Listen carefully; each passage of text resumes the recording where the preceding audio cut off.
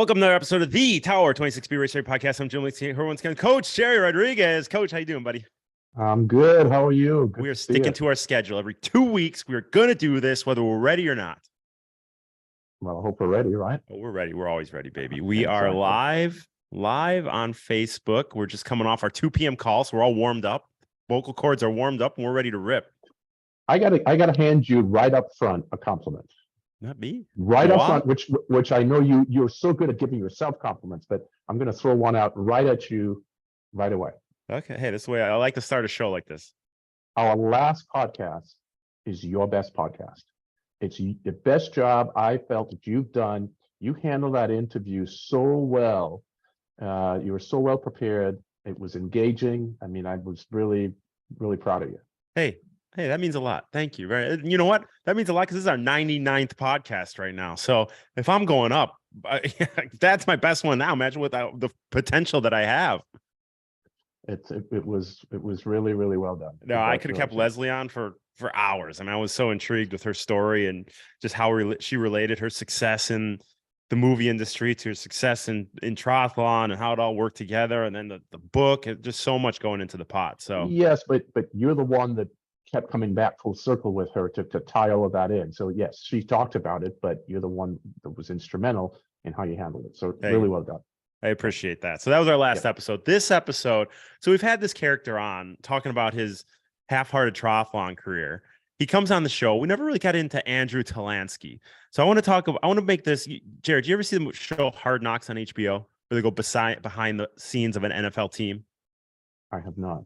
So I want to go behind the scenes of Andrew Talansky, his career, his cycling career. We're going to ask some questions about cycling teams coming up, what's behind growing in the cycling sport. How did he make his first team? How is he using all of that knowledge and experience that he built in his countless years as a pro cyclist in his new endeavor as a coach, a cycling and triathlon coach, which he's coming on board with Tower 26 to be one of our coaches? How is he using all that experience and knowledge to make him the best coach that he can be? And how is he finding his voice in coaching? So is it okay if we put Andrew on the hot seat in this episode?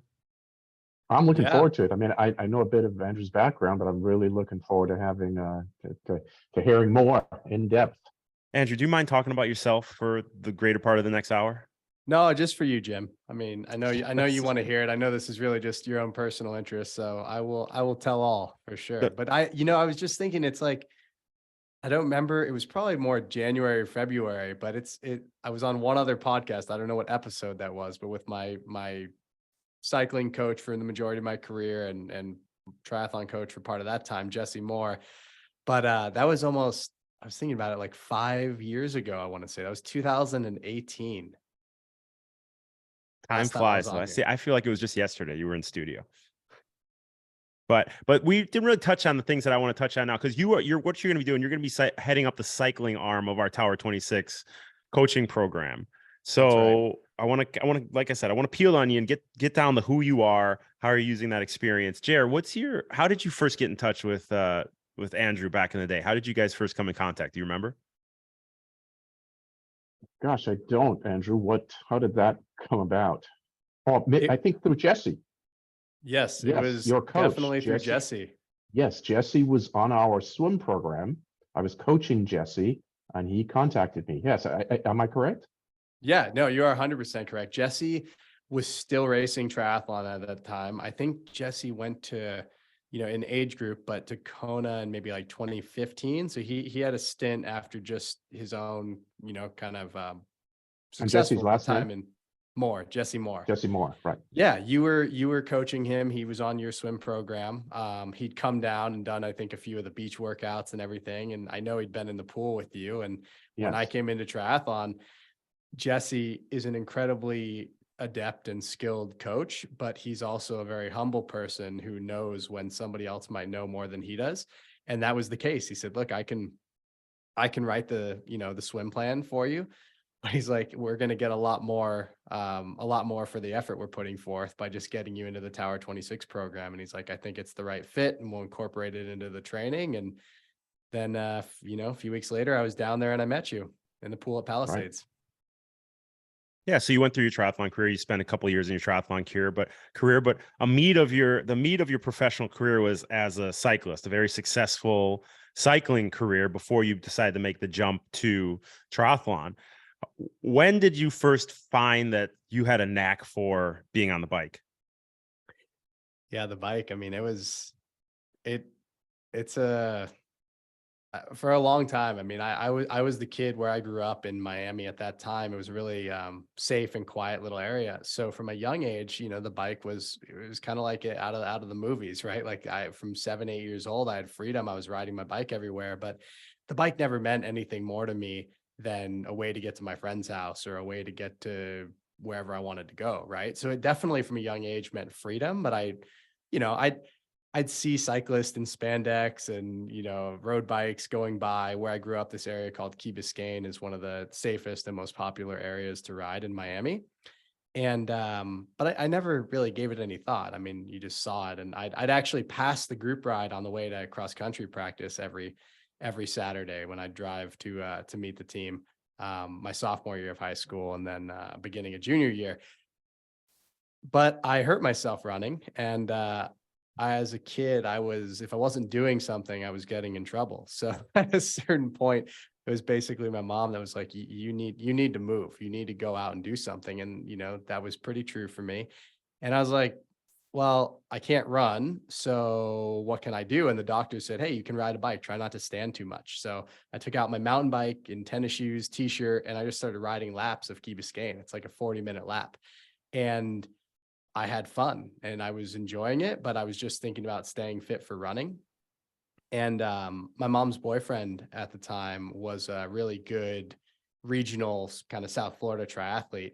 And he was out on a road ride and I was on my mountain bike and I was riding next to him. And he was like, he kind of looked at me a little funny. He was like, yeah, do you want to get on a road bike? Do you want to try this out? And I was like, yeah, absolutely. Like, let's give it a go. I can't run for another 4 weeks. So yeah, like, let's try to find a road bike. And one of his friends had this old road bike he was getting rid of, and his name was Boris. Boris gave me some shoes that were 3 sizes too big for me and everything. And next day I'm out there in my shorts and t-shirt, and I was, going 20, 25 miles an hour instead of 12 miles an hour on the mountain bike. And that was my first exposure to the road bike. It didn't start as, oh, I'm going to race, I'm going to do any of this. It was literally a way to stay fit for another sport. But that feeling of freedom and speed and just this whole new world opened up outside of the world of high school, outside of traditional team sports. And probably 2 weeks after I got on the bike was my first group ride. And then another 2 weeks after that was my first junior and Cat 5 race weekend. That And how old were you there? I was 17. I got on the bike when I was 17, my junior year of high school. Yeah. So But I mean, I was that's in the love thing. with Like it. when I grew up, yeah, sure, we rode our bike everywhere, but you had to have somebody, like you said, you had, the triathlete to ride with. I forget who you said it was, but someone to kind of get you into that culture. And I had nobody around me to get me into the culture. So that was a really good gateway drug into that cycling community. And if it weren't for that, you wouldn't know the talent that you had. Because then from there, you went into to take it pretty serious because you had some great success going into college. I mean, was there a college team? And we'll get into your successes in a second. I'm going to bring up your results. I'm going to share the page to our live audience on Facebook, and we can go over it a little bit. But was there a college team that you went and rode for, or was that just something that you kept doing into college on your own? It's a good question. It's I got into the sport a lot later than most, cyclists who turn professional, over in Europe. And now in the US, you're on a bike from 11, 12, 13, certainly 14, 15 years old. Otherwise, you're not going to get noticed. For me, growing up in Miami, I didn't have a real clear gateway to become professional, but there's a thriving racing and cycling community in general in South Florida. And I was really fortunate, as you pointed out, to be welcomed into that, mainly because of my mom's boyfriend. There's a huge Latin American culture there. I'm whiter than white gringo. And my mom's boyfriend, Boris, he's from Cuba, and he made sure that, nobody was too rough with me on the local group rides and everything. But it was great. I mean, the guys were, hard on me, but they took me under their wing and welcomed me in, and that became my life pretty quickly. partly to the dismay of my parents. I think I was fortunate to go to a really great high school where, the majority go on to kind of Ivy League colleges. It's one of the best prep schools down there. And I had a great education, but by the time I got to my senior year, I'd fallen fully in love with the bike. And I was like, school will be there, but I need to see, I want to pursue this a little bit. So the happy medium, it was really fortunate. I think at that time, maybe more so than now, collegiate cycling was thriving a little bit. And there was a school called Lees McRae in a middle of nowhere town, Banner Elk, North Carolina. And most people wouldn't know where Banner Elk was, but I did, because at that point in my life, I was a Lance Armstrong fan.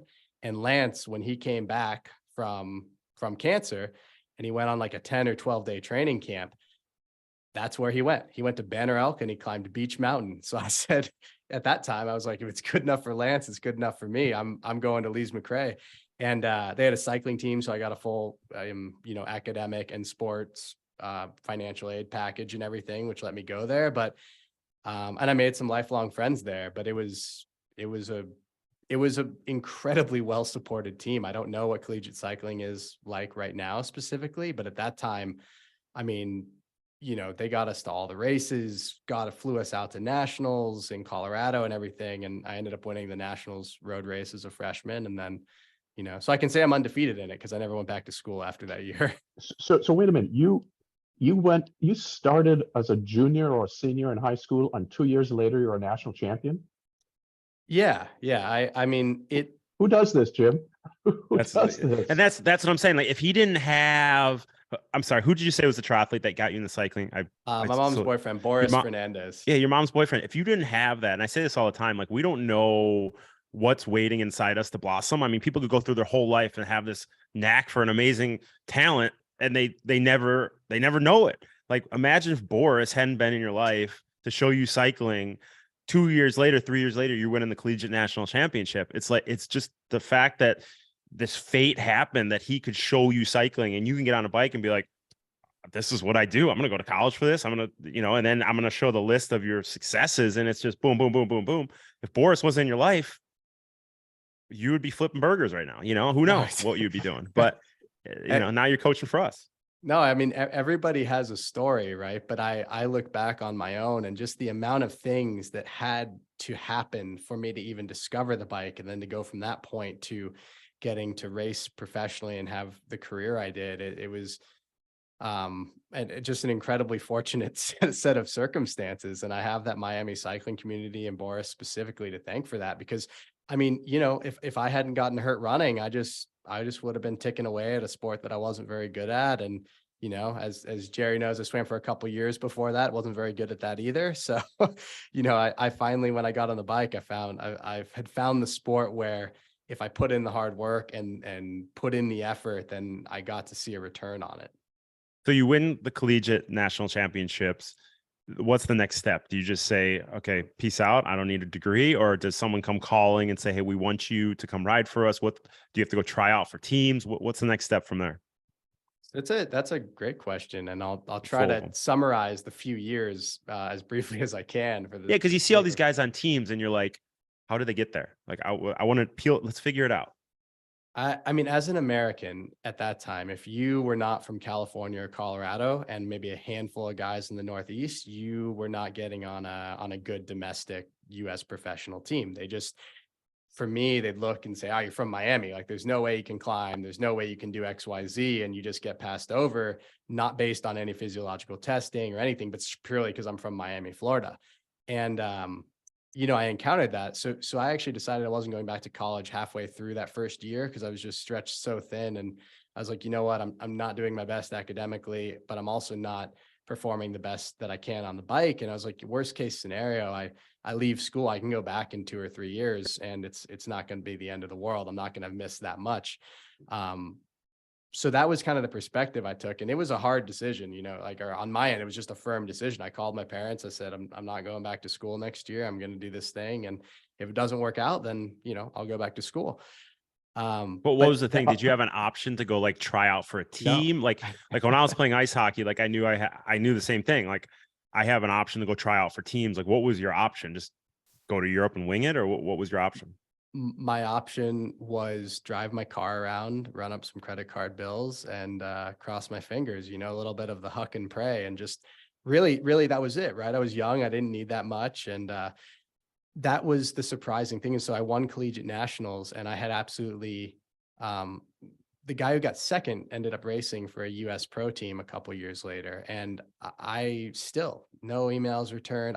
Nobody cared. There was no care that I had won that national championship. There was nothing, right? And that the rest of Jim, that season. I'm gonna hop in for a quick little comment here. I'm listening to you, Andrew, and I have a little bubble in my head with your mom and your and her boyfriend.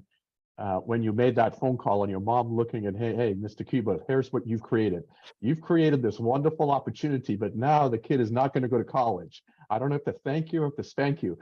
And, so Yeah, no, it's a valid one, because like I said, I had a full ride there, and I had other schools as options, but I had this, especially, I mean, it's true now, unfortunately, as well, but the reality was, the guy who was running the US national team at the time was on record saying, if you're going to college, we won't look at you. We're not going to take you, because if you're going to make it in Europe, you need to be committed to this. And to be honest, he was right. His name was Noel de Jonquière, and he passed away actually from cancer within the last year, I think. But Noel, I had a contentious relationship with, because he was another one. He'd never met me. I met the guy once I turned professional, but I sent in my resume to the national team and thought, I won collegiate nationals, maybe I'll get a response. And he had this system where he'd rank, juniors and under 23 guys based on these units of racing, like these blocks of racing you'd completed in Europe. And because I was already 19, 20 years old and hadn't raced in Europe, he said verbatim, he will never become a professional. So that was, that was a little lighting a fire under me. So when you say you drove your car around, where were you driving to? Like, what was there? Is there a circuit that you had to hit all these races at? What were you doing? So I left school and I finished that season, right? That was 2008. I finished that year so burnt out, really sick at the end of the year at under 23 nationals, it was in California, in LA area, and we were staying in Manhattan Beach. And I always remember there are two pivotal moments in my younger cycling days. And this was one, because I was sitting there in this hotel, sick as could be, had performed terribly. I had raced, I had done Vuelta Colombia that year, all these races that were way over my head, tons of racing in South America with my non-collegiate team that year. And I was just getting my teeth kicked in, right, week after week. And I was sitting there and I was like, you know what?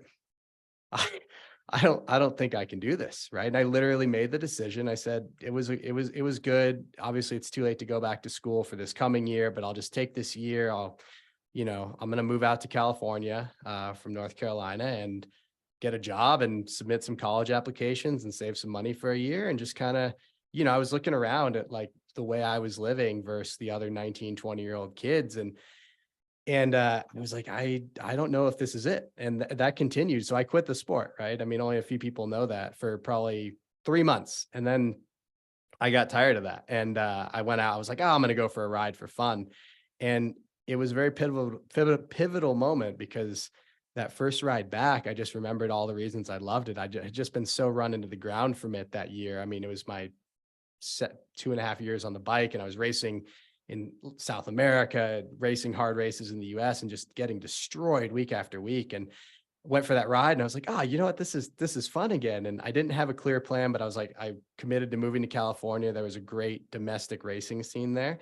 And halfway driving across the country, I was in Silver City, New Mexico, and I got a phone call from a friend in Miami, and he's like, hey, I might have a team for you. And it's this Italian team, and it's a low-level pro team, but you're going to get to go over to Lucca, Italy, which is like near Florence, and you're going to get to race in Europe. And man, I was 20 years old at the time. I was like, sign me up. I'm going. Like, that's it. Right.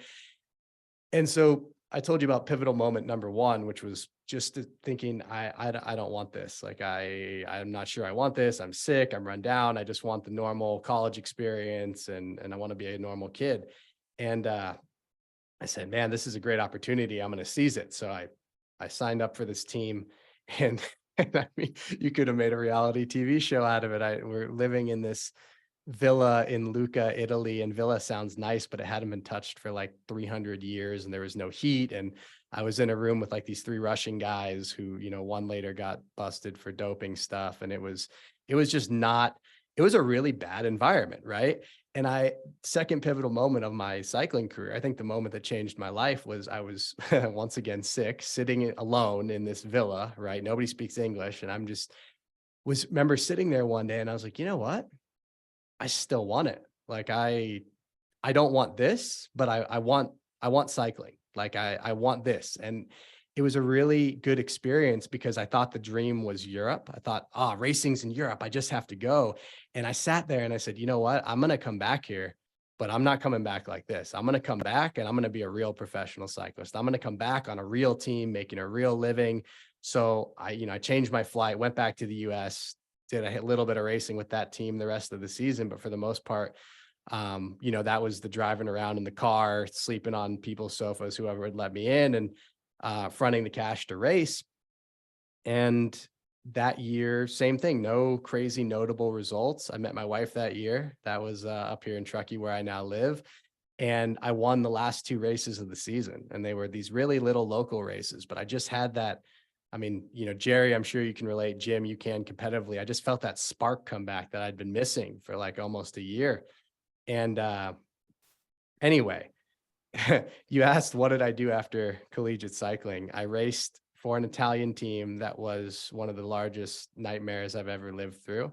But what I got out of that year was this unwavering commitment. I said, if I can't turn professional, if I can't be a real professional, I don't want to race in the US. That was the moment I decided I don't want to be like these guys eking it out, not saving anything for later, just trying to scrape by, and their wives are working to earn the money and they're 35 years old. That wasn't my dream. My dream was the Tour de France. My dream was I want to be one of the best cyclists in the world.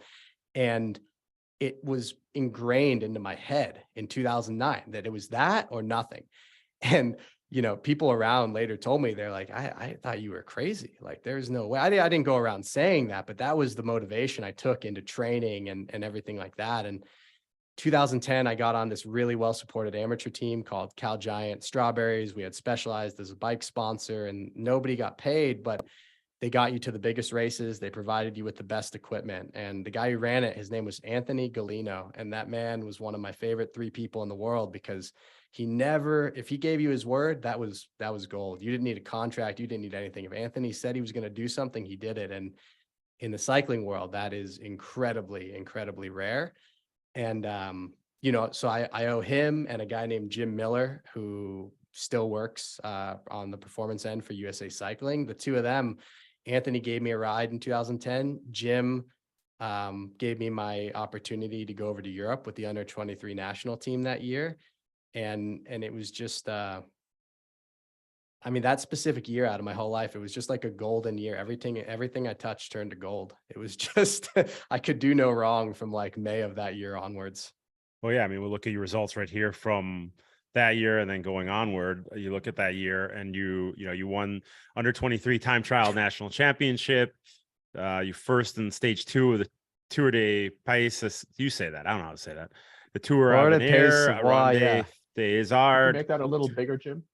Why is it so small? So we can see it? Let me see what's going on here. I don't know what's going on. Why this is not showing a big. It's on my end. It's huge, but let me see what's going on. You had great success. You won a few stages of big races. Second at 10th overall Giro de Valle d'Aosta. Pretty good, Jim. Yeah. Huh? Let me see if I can make this thing bigger. I don't know what's wrong with it. Let's see. Show your results. Can you see that? Loading. I see it. Big? Is it big, Jer? Can you see it? Yeah, I can see it. So there you go. That's 2010. You had some great success. 2011, same thing. When do you think in this career was the you had success and then all of a sudden you were a Grand Tour rider? You made that jump from success in these, they're big races, but they're not, Vuelta de España or Vuelta a España. It's like, when did you make that jump and what allowed for that? Was it your team? Was it your progression and your adaptation? Like What made the jump from success in the under 23 to Grand Tour success? I mean, I think it goes a little bit back to that 2009 experience. I just felt like if I kept showing up and if I kept putting the work in, and, it has to be noted in 2010, I lived in Napa with, she was my girlfriend then, but Kate, my wife now. And I met Levi Leipheimer, who at that time had already been third in the Tour de France. He was one of the best American cyclists. And for whatever reason, if you look back, Levi just wanted some punching bags to train with. He just wanted people to keep him company for 5-6 hours in the winter. And I got connected with him through a friend.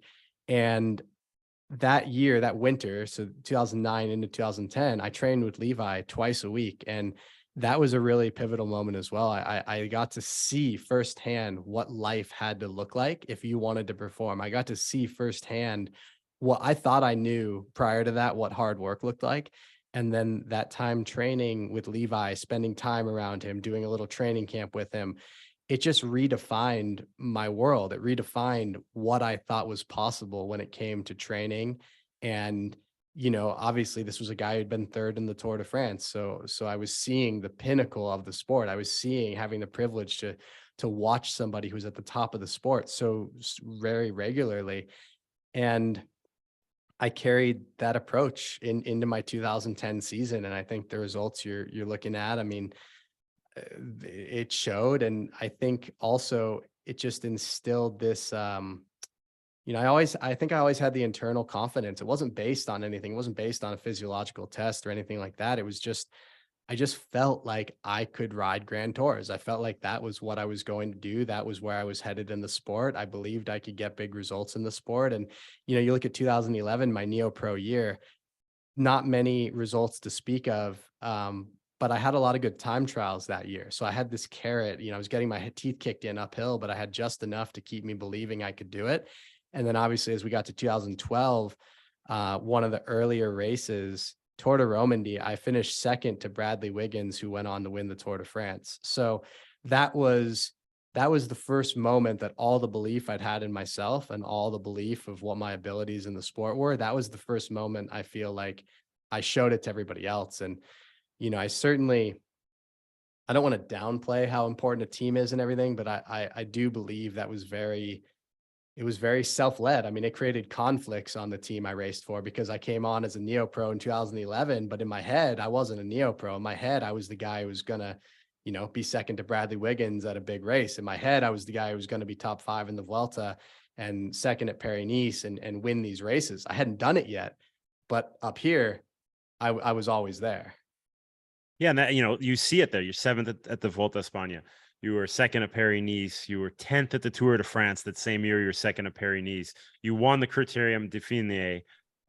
First time trial national road race champions. Once we get into 2015, you were 3rd at the Tour of Utah, 4th at the Tour of California, 5th at Vuelta a España, getting into 2016, 5th at the Tour de Suisse, 3rd at Tour of California again in 2017. So I mean, you see that, and you see it. Look at any sport. You look at a hockey team, right? They get on a roll. All of a sudden, the bounces start going their way. They just have this different way they carry themselves because the confidence is being cultivated game after game after game. And I think you finding that confidence allowed you not only to race better, but you probably carried that confidence every day in training where, you were just sure you had up and down days, but ultimately you were kind of bulletproof, and that just allowed for stronger and stronger results month over month, year over year.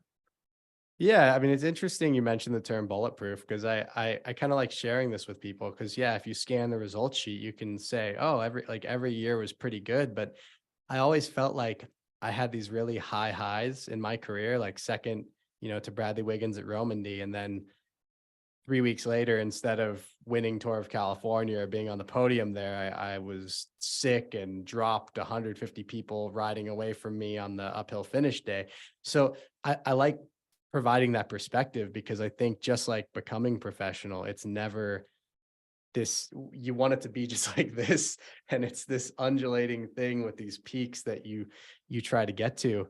And, I would say you say bulletproof. I think the most bulletproof I ever was the second half of 2016. I would say when I was younger, just kind of like brash and cocky, but then I was humbled. I had some bad crashes in 2014, and then I just didn't deliver in 2015. There are a whole bunch of reasons behind it, some team related, some training related. And 2015 was, by my standards, a pretty poor year, right? You can say, oh, you're still, second on a stage of the tour and 11th, and you won, and overall, and you won nationals. But by the standard I had set for myself, it was a very barren season. And then 2016 continued that a little bit, and then there was some family stuff and this insane illness and just all these obstacles. And it was almost a moment where early in 2016, I felt like I was back sitting in that villa in Lucca, Italy.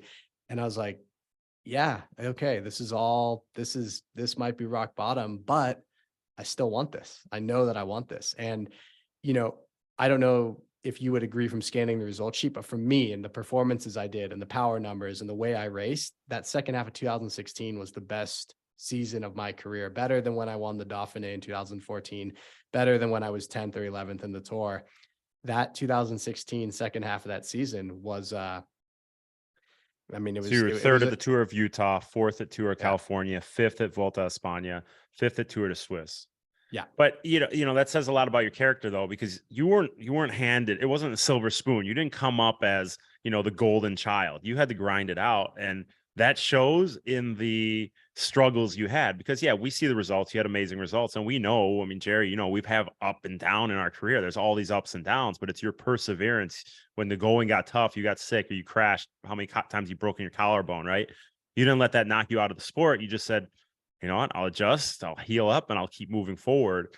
I don't think if you had that struggle earlier in your career, you would have had that much determination to keep moving despite those setbacks.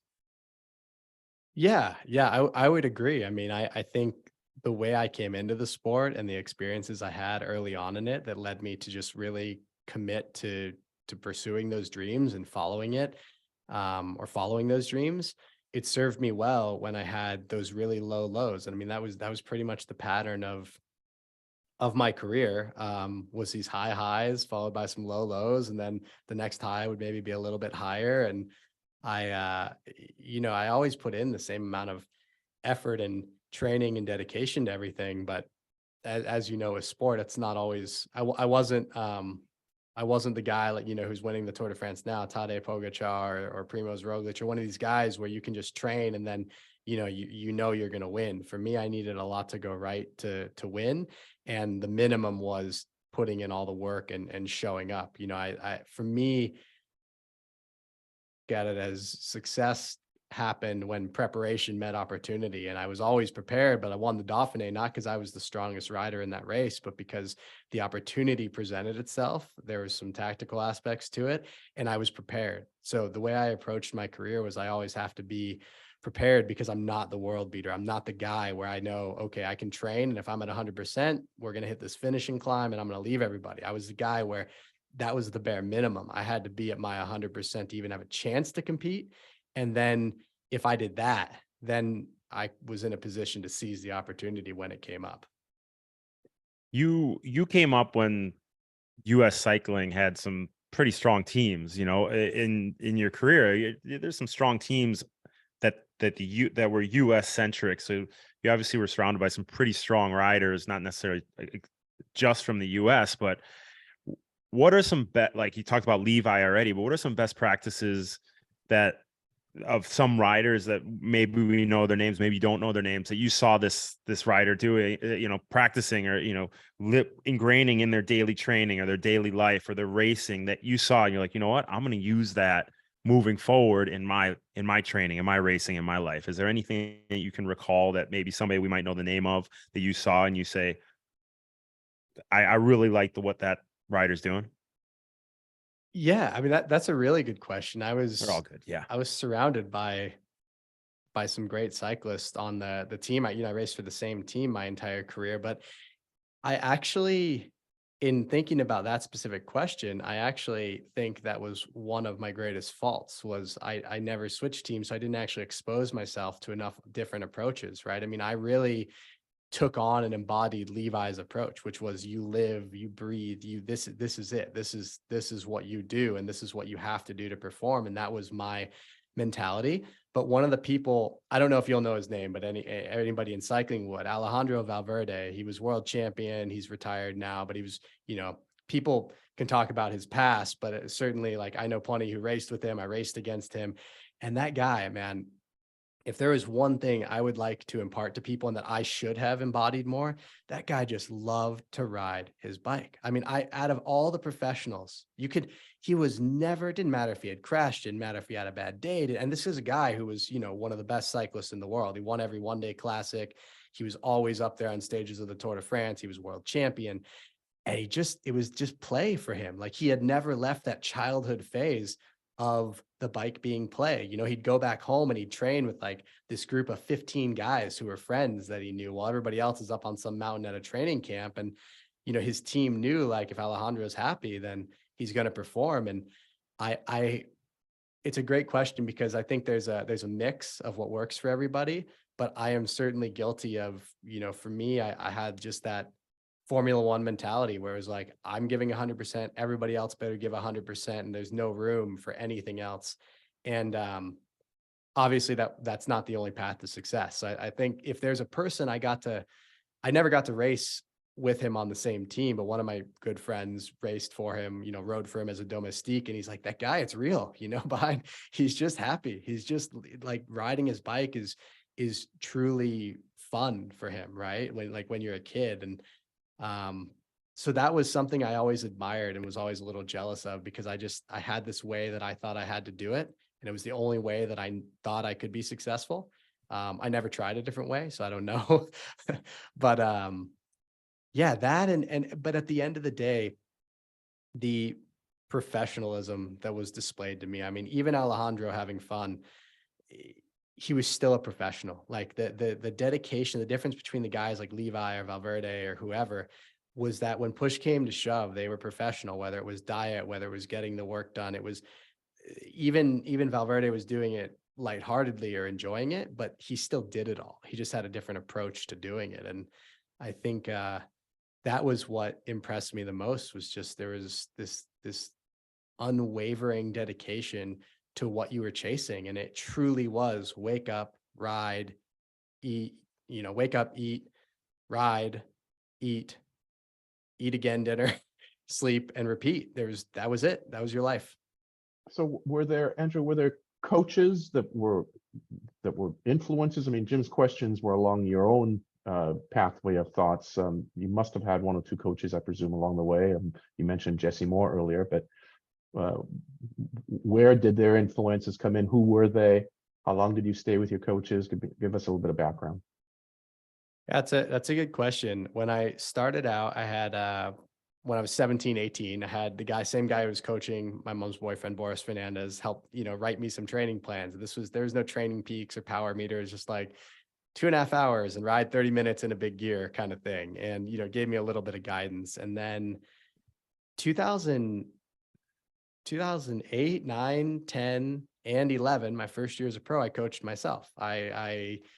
I kind of had this mentality of like, well, if I fail, I want to be responsible for it, right? I don't want to. So you coached yourself with no coaching background. Yeah. Just what you thought you should be doing. Well, that, and I mean, I love to read. So I just devoured like every training kind of sports physiology book that I could. I'd done that since my cross country days in high school. And then I obviously shifted the focus to cycling. So I took in as much information as I could, and I just used myself a little bit as I was the guinea pig, right? And I'm certain that's why I ended up overtrained so many times. In 2009, I had this string. I still have the training log. It was all paper. I looked back and I did like 4 weeks of 30+ hours a week in the pouring rain in the winter. And I'm just like, as a pro, I didn't do that. So I don't, I was the guinea pig as to what worked and what didn't, but I ultimately, it was responsibility. I was like, if I make it, then that's great. But if I fail, I don't want anybody else to blame. I want to be able to look myself in the mirror and say, it's your own fault, right? You were responsible and it didn't work out. Obviously it did. And it was, nowadays, nobody would be able to go to a world tour team and not have a coach from the team. But 2011, I was riding okay. So they just kind of let me wing it. I uploaded all my files to Training Peaks, but they were like, okay. And then I raced with Jesse Moore on Cal Giant in 2010 when I was still an amateur. So I'd known Jesse for a while. And then 2012, I wanted to step it up. And I wanted somebody I trusted and somebody I knew, not just somebody who was going to send me training plans from over in Europe when I was home in the US in the winter. And I hired Jesse. So 2012, we started working together. And that was, I mean, Jim, you ran through those results. That's what took me to the next level. You know, I was training okay, obviously, but Jesse took all of that potential and helped me realize a lot of it. And then we worked together all the way through the, like, maybe April of 2015. And there was I mean, I was on the phone with him yesterday. Jesse's my great friend. You know, Jesse was at my wedding. We're still super good friends. But we had a pretty big falling out that was led by me. You know, I was just getting pressure piled on me by the team to perform in 2015, and I wasn't performing. And I was just burning it, you know, too bright at both ends, trying to add volume and intensity, everything. And Jesse had been trying to rein me back in, but I hadn't listened. And ultimately, you know, I was younger, a lot of stress, a lot of pressure. I passed that on to him, and I was like, this isn't working, right? Like, you want somebody to blame. Ultimately, it was my own fault. I'm the athlete. But so we had kind of a falling out, which sucked, honestly, in hindsight, in 2015. And that was when I started working with Sounds like you had a falling out with yourself. Yeah. Jesse Oh, happened 100. to I be mean, yeah. I mentioned kind of a dearth of results in 2015, and the team had shifted to other kind of not management, but like sponsorship. And there were a whole host of things that I would not have signed for that team for the 2015 season or re-signed for it if I had known were going to unfold. So on a personal level, I was not in a great place. I wasn't performing and all this. So yes, had a falling out with myself. You know, and the team was pressuring me a lot to work with their guy, which was Sebastian Weber. And he's actually also still a good friend. He's German. Sebastian, I think, he's an amazing person, amazing coach, amazing when it comes to equipment. So I worked with Sebastian throughout the remainder of 2015, and then all through the winter in 2016. And then we got through that first really abysmal part of 2016. And I actually reached back out. You know, I had talked to Jesse. We'd kind of patched things up a little bit just on the personal level, but I reached back out to him basically saying, like, I need to turn this around. Like, I need some help. So the remainder of that season, Jesse, I credit both of them for that season, because I did Sebastian's program the entire winter of 2016. It was different to anything that I had done before. And then went back to some of Jesse's work kind of in starting in May of 2016. So really I owe both of them for that best season of my career. And then obviously I finished out my career with Jesse in 2017. But yeah, it's pretty rare. I always had my own coach with Jesse, and even Sebastian. That was my choice. The team said, you know, just either Sebastian or somebody else, but they were not happy with the way I was performing, and they were also blaming Jesse. So at the end of the day, you know, Sebastian helped me. He taught me a lot. They had two very different approaches. I mean, the goal is to go fast, but they approached that differently. So it was great. I mean, I got to learn both from both of them. And they were both always very open with why I was doing what I was doing. And I'd have these long conversations, probably bothered them sometimes, because I wanted to go do the training, but I also wanted to learn about why I was doing a certain thing. So that's why I'm excited to get you into coaching, because you weren't just, like I said earlier, you weren't just handed a silver spoon on a junior cycling team at age 8, and you came up in the sport. Like, we're seeing all these young riders win grand tours now, or we're seeing, you know, young triathletes, early 20s win Kona, right? Or, you know, mid 20s, whereas typically it was the older riders who had time to mature and, you know, progress their endurance in the sport. And all of a sudden, you know, we get mid to late 30s winning Kona, and we have the older riders winning the grand tours. These younger riders now who started in the sport, which was rare when we were younger. We didn't have these sports. We just did the typical, you know, baseball, soccer, basketball. It wasn't thought of to come up as a triathlete or a cyclist. Now they're coming up. So we're seeing these young athletes win. You were conscious when you got into it. You went through the grind. You were You were totally diving into what it took to become the best athlete you can be. And that's where I see you thriving as a coach, because you know what it takes to get from where you were to, top 10 in the Tour de France, or just from where you were to, being the best that you can be, and your ability to communicate that. I mean, we sat on the phone for an hour and a half yesterday talking coaching. Like, you can just speak forever on this kind of stuff. You have this great way to express yourself.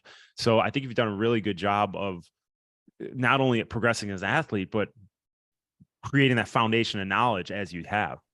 And Jim, I'm going to, before you respond to that, Andrew, I'm going to add a little spice to it. The sport demands and also draws a certain type of personality into it. The sport of triathlon, that is, that very driven, typically A-type personality, no different than yours. You're an A-type personality with this very calm demeanor to you, but you're certainly highly driven. But also, like many others that are highly driven, you think you can do it all, denoted by the fact that you thought you could coach yourself without knowing anything about coaching. Yeah, I'd go read all these books in the world and so forth and so on. But at the end of the day, there's an art to it too. There's experience. There's a reason that there are coaches around that have 20, 30, 40 years experience that help their athletes do really well. So I think you're going to be very helpful to be able to relate to those athletes, because there are many of those in triathlon. Yeah, I would agree 100%. I mean, I think there's, Jim probably knows, but there is, right? It's like a phrase, basically, only like you have a fool for a coach if you coach yourself, basically, right? And that's because at the end of the day, if you're trying, whether your goal is to win your age group, whether your goal is to complete your first Grand Fondo or first triathlon, you're not an objective party. It's impossible to be objective with yourself. You're telling yourself stories all day. You're framing things how you want to frame them. You're very often, especially, this is what I see with a lot of age group athletes, you're not looking at the scope of your life. You're not looking at, they're thinking of themselves as just an athlete. Like, I have to train and I'm doing this, but meanwhile you have kids and work and these other things. So unless you are a professional athlete, there, and even when you are, you need some objectivity. You need somebody to help show you the whole picture of how training can fit into your life, and help you discover, okay, do I need more? Do I need less? When do we push? When do we back off? How do we build throughout the season? How do we build towards our goals? And I mean, it was fun coaching myself, but there were certainly some peaks, but there was no objectivity to it, right? Because it's impossible. You have to have somebody else to provide that perspective, and as much mental as it is physical. I mean, for me, my coaches, Jesse and Sebastian,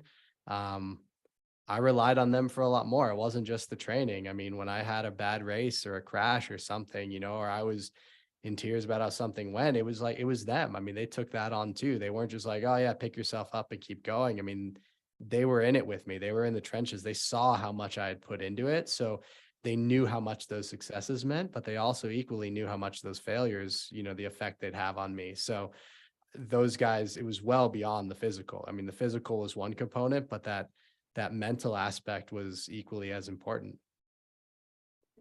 So coming into heading up the cycling arm of Tower 26, what kind of things do you want to parlay from your cycling career into what you're going to do with the cyclists that you're going to be working with under the Tower 26 umbrella?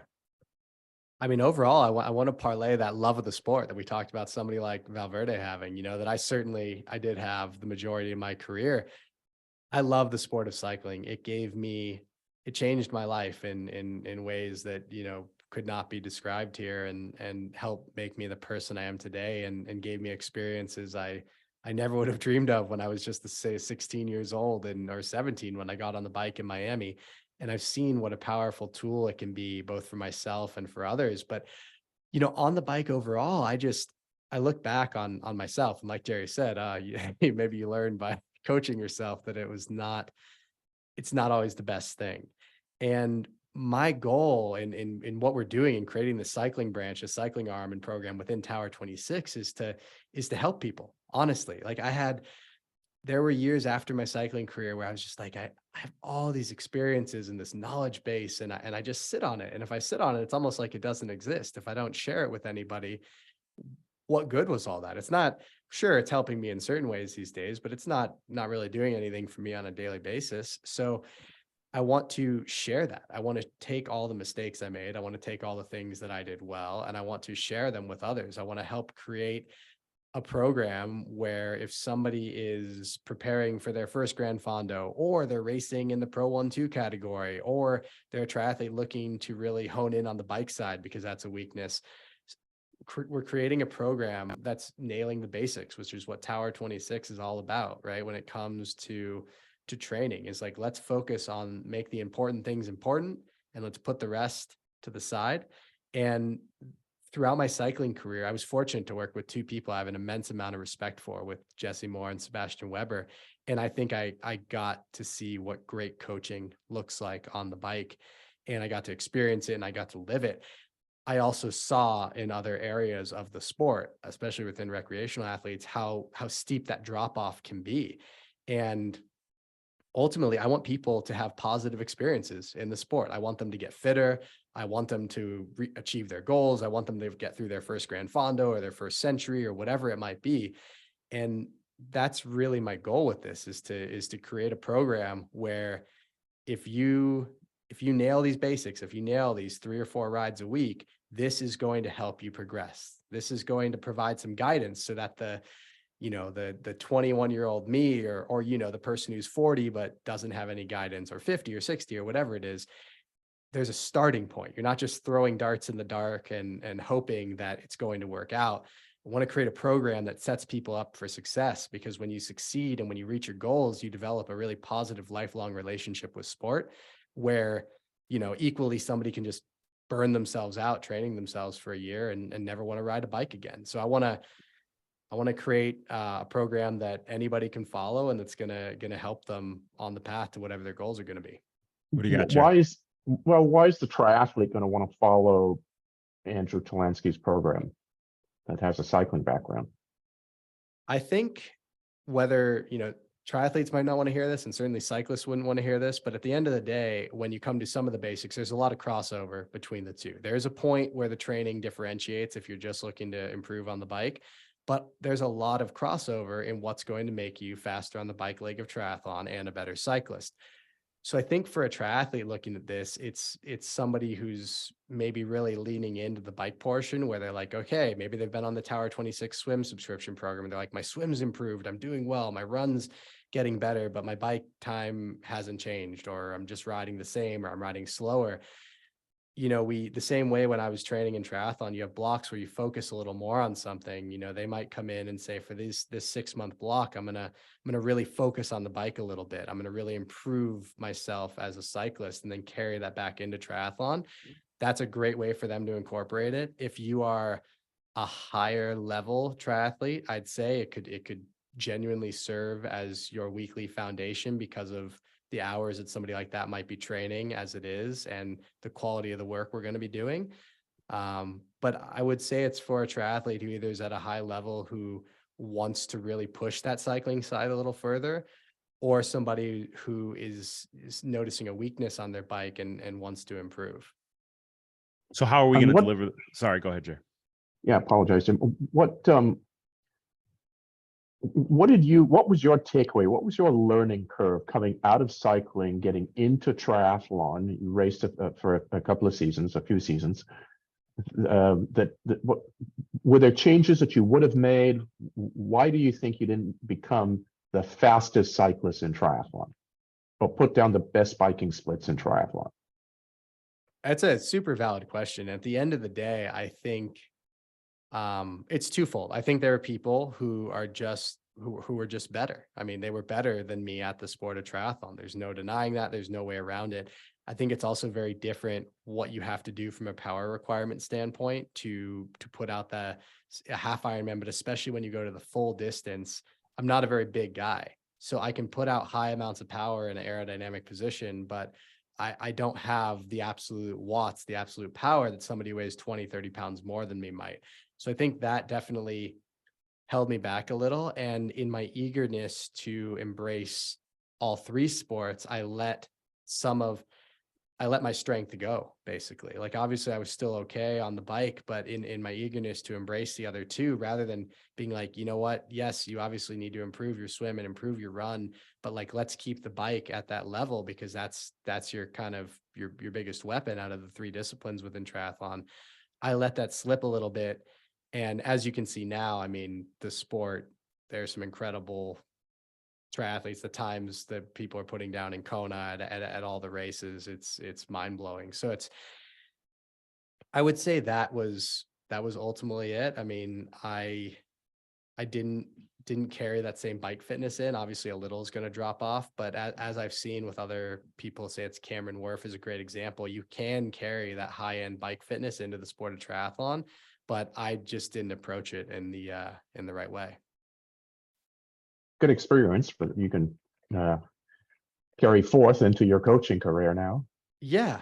I mean, at the end of the day, the same thing that helped me improve my swim in triathlon was the Tower 26 swim program. And that was the foundation for the swimming I did. And I think that sort of foundation for the bike side, just that consistency and routine and progression throughout the year, would have probably seen me perform better than the approach I took, especially that second year.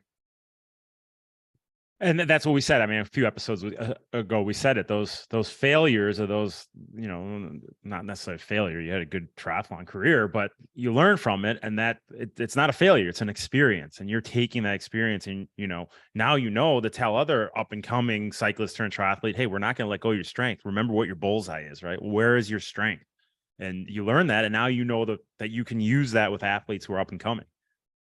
Yeah, it's the experience. I mean, I think what I've seen in my career is, like, there are very few cycling coaches who are the best cycling coaches in the world, and they were the best cyclists in the world, or they won the Tour de France or anything. And I think that's often because the experience that certain athletes have in a given sport, whether it's triathlon or cycling, if you're one of the people where you're the best, and if you just show up and do your training, that you're going to be in with a shot to win, or maybe you're almost certainly going to win.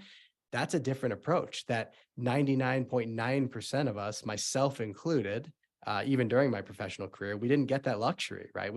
You have to find out how to get the most out of yourself, but you also, you know what that struggle is like. You know what it feels like to miss the mark, to not quite get there. You know what it looks like to have a long-term plan and stick to it and build and to create a program where you're getting the most out of yourself. Because as I said, unless you're winning male or female Kona, unless you're winning the Tour de France, your goal really ultimately is to get the best performance out of yourself possible. And for the individual, it looks very different person to person. Beautiful. Well, we're excited to get this thing going. We're excited to get this cycling program off the ground. What's it going to entail? Like, what's it going to look like? Me and you have been building it, so I know the answer. This is a leading question, but me, you, and Jerry have been building it. And what's it going to entail? What does it look like? So I'm really excited about this program. I mean, people have asked me for input on coaching. People have asked me to coach, and I was never over the moon about it. And ultimately, I think that's because it wasn't the right fit as far as the people I was working with. And I think Tower 26 is the perfect platform for it. I had such a positive experience within the Tower 26 family during my triathlon career. And I saw the absolute value of what was developed with the swim subscription program. I saw it helping me. I saw it helping other athletes. I saw kind of the triathlon program you've created, how it helps provide that stability and foundation for athletes getting into the sport. And ultimately, that's what we're creating on the bike side. We're creating something where Tuesday, Thursday, Friday, Jim or myself or both of us, we're live coaching people through a workout. It's pretty unique. I think one of the greatest problems that people encounter compared to a sport like, say, swimming, when there's a coach on deck, is you don't get a lot of feedback on the bike. Yes, a coach can maybe see numbers on Training Peaks, something like that. But what we're looking to do is just provide that basic foundation. So there's going to be hour-long rides on Tuesday, on Thursday, on Friday. We're going to build those out on Training Peaks. They're going to be live coached on Zoom. And we're also going to be providing the built out weekend ride for use either outdoors, or if somebody wants to do it indoors on their preferred platform, on Trainer Road, on Zwift, whatever they like, that will all be delivered via Training Peaks. So you're getting the foundation of your entire cycling program. You're getting 4 rides per week. You're getting 3 hours a week of live coach sessions with myself or Jim. You're getting a progression. This isn't click this ride and okay, we'll go really hard today and maybe we'll do this tomorrow. This is something Jim and I have been working on, as well as Jerry, just like he's done with the swim program. There's a progression through the season. There's a progression from November to December to March to July, where our fitness will build throughout the year to bring you into that summer period where you're more likely doing your goal road or gravel or mountain bike race, and bring you into that time frame in your peak fitness. But it's something that I know I would have found a lot of value in when I was a younger cyclist. And it's something, at the end of the day, I want to provide a platform that's valuable for people. You know, that's Jim, that's what we've been working on is how can we deliver something where, if we're not going to be able to get to be with these people daily, how can we provide a platform where they can learn from us, where they can hear my stories from cycling, hear your stories from, still professional triathlon career, and we can share some of this wisdom while also delivering great workouts. And that's really exciting to me. I mean, the live coached Zoom aspect is really fun. And then we're going to provide you with that 4th ride, that foundational ride for your weekend as well. So if you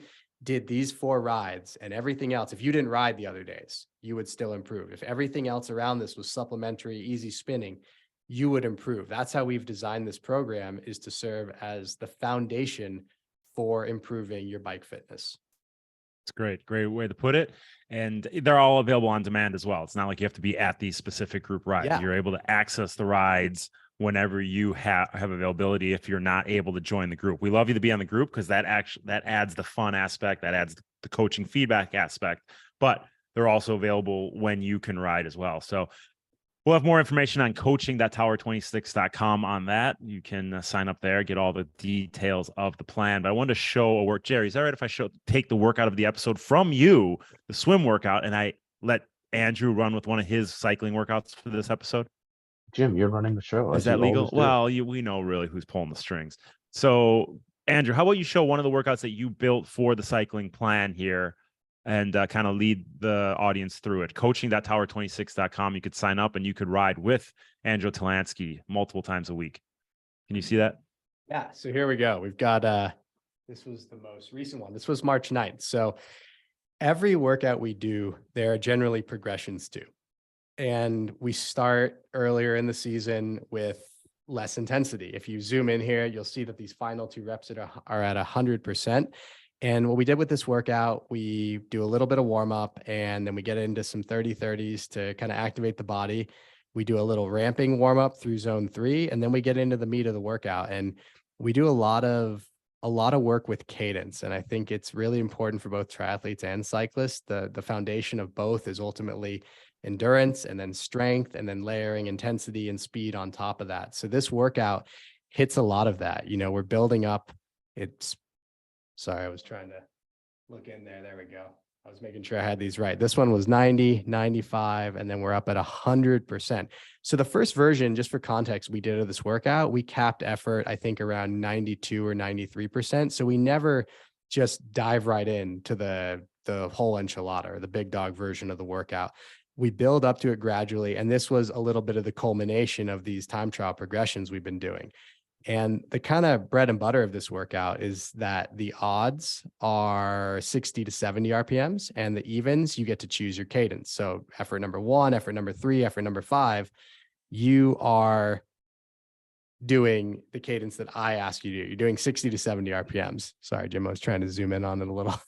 The evens you get to choose, but ultimately, this is a good example of the type of workout we do. We build the best quality we can into a 1-hour time frame. This specific workout challenges you all the way up to your threshold. And I think what a lot of our athletes noticed is that when I ask you to pedal up near threshold at 60 to 70 RPMs, there's a dramatically different impact than when I ask you to choose your cadence, which is odds are between 80 to 90, maybe 95 RPMs for some. And what we're doing is when you lower that cadence, you're building strength, you're shifting the load to the muscular system. And when the cadence comes up, you're shifting that load back to the cardiovascular system. So ultimately, we're developing every tool in the toolbox to be able to pull out on race day or event day, whether it's a triathlon, whether it's Leadville 100 mountain bike race, you need all the skills. So that's what we are doing with this program. We have an hour. We know that time is valuable, and we're trying to make the absolute most of it that we can. Quick question, Andrew. When you said 93%, I picked that number because that's one of the percentages you used. That's 93% of what? Of Good your question, because I was going to FTE. clarify that, but go ahead, Andrew. So when we say we base it off functional threshold power, which in theory, a lot of cyclists are a little ambitious, but in theory is your maximum 1 hour time trial effort, the power you would get for that. In reality, that's either determined through a threshold test, like with an actual lactate meter, or more often a 20-minute field test where somebody's doing 20 minutes full gas, flat out. You're multiplying that number by 0.95, so 95% of that number. And that's a good ballpark for, if you assuming your aerobic fitness is fully developed for your threshold. But the percentages we use, you might see 93. And it's because for me, when I'm building these workouts, if you're riding outdoors, everything is a zone. So I'm trying to get, when we build these workouts out, right, and people are using erg mode on a trainer, we want to get right in that sweet spot of each zone. And we also encourage people when we're doing it live, if you're using a platform like Zwift, you can use the up and down arrows to adjust your own effort during that, because training is always a range. And I can't harp on that enough. Nothing is ever this static. If you don't do 191 watts, then you're not going to get the benefit. You can pedal from 180 to 195 watts maybe and get the return on investment for a given effort. So that's when you see 93%, I'm always trying to put it kind of basically in the middle. So if somebody was like, I feel really good today, and I'm going to up it by 1% or 2%, they're still going to accomplish the right goal, the intent of the workout. And if somebody says, I'm feeling a little tired, I'm suffering a bit too much for this one today, and they knock it down a couple of percentage points, they're also going to get the benefit. So you're teaching along the way. You're helping them understand what this 93% means, how to achieve it, when it's the right time to put the arrow up or down, and so on. It's all part of the education, I presume, right? Yeah, I think part of the responsibility of coaching is education. I mean, ultimately, you don't want athletes following something just blindly. You want athletes who take ownership, even if you're providing the guidance in the program, but athletes who take ownership in their own training and want to learn. Those are the most fun, who are eager to learn and understand a bit about, we're doing a certain workout at a certain time of year to extract a certain stimulus from it. And we're doing that workout in April. We're not doing that workout in November. There's different times and places for different effort percentages and overall training loads. So I think on my end, like Jim said, I could talk for hours about it. I love helping athletes, empowering athletes with the knowledge they need to understand why they're doing what they're doing. I think that's a big part of the responsibility as a coach. And that's the biggest thing with our virtual coaching that we're doing. It's not Peloton. Oh, go harder. You're awesome. Let's get deep into your soul. We're educating these athletes how they can be better athletes in their training, in their racing. We're talking about from all these different aspects. So it's a very educational experience every time we're in front of them on the bike. And it adds a whole different dimension to what they're doing. And we've been doing it with our triathletes for 3 years now. And we've had great success with it. So I'm really excited with what we're going to do with the cycling platform. So go to coaching.tower26.com. I'll put the link in the show notes from this episode. Jerry, we're going to skip the questions today. We're way over on time. Jim at tower26.com. Keep those questions coming in. Next episode, I got George Isles, Andrew Talansky super fan. He gave me like 1,000 questions. We're going to put Andrew on the hot seat next episode, and we're just going to rattle through one answer. So this is kind of like a cliffhanger, Andrew. Next episode, at the beginning of the show, we're going to put you on the hot seat. Are you up for the challenge? I am, yeah. And probably Jerry would prefer, I'll keep the answers one-liners. That's it, one line. I'll It's just give you one line. don't have any option but to say 1, maybe 2 words to the answer of these. So we're looking forward to that next episode. Jerry, any other comments, questions from you?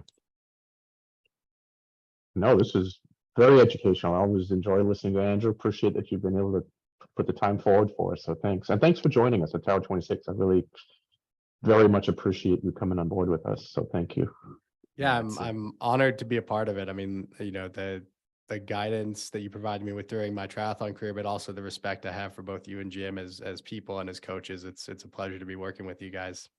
All right, well, we're excited, man. A lot of stuff to come, Jared. I'm invigorated. This is fun. Let's get after it. So, but let's wrap it there. For Jerry Rodriguez, Andrew Talansky, this is Jim Linsky, the Tower 26, the Race Radio Podcast. Thanks, guys.